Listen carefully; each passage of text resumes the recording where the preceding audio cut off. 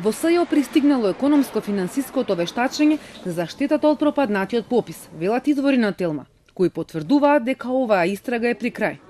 Никола Груевски е недостапен, па останува уште да биде сослушан Али Ахмети и според нашите извори уште еден член на пописната комисија.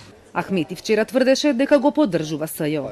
Попис е еден од 20-тината предмети на СЈО отворени по 30 јули 2017. Според владиниот предлог закон, известно е дека бомбите нема да биде докази во овие предмети, но сега се одлучува и за судбината на овие истраги. Статусот на СЈО, но и дали ќе има прекин на ново отворените истраги, се главните точки околу кои власта и опозицијата заглавија во преговорите.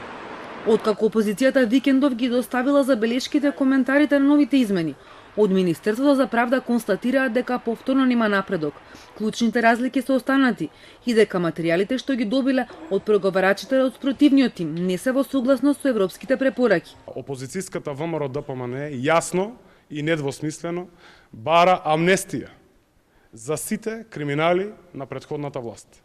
Тоа ќе повторам како одговорна политичка партија, како одговорни политичари во Република Северна Македонија нема да го дозволиме. Од ВМРО ДПМН не откриваат какви забелешки пишале на власта. Како причина наведуваат джентлменски договор кој меѓу себе го договориле преговарачките групи.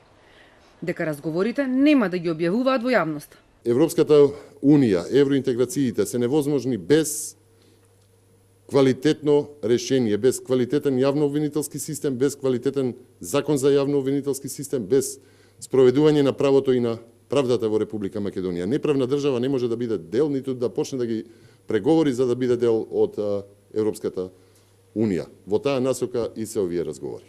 Но и двете страни се надеваат дека некој ќе попушти, но не се исклучува до крај на неделата да има и нова средба меѓу власта и опозицијата. Сакате сега изјава или после?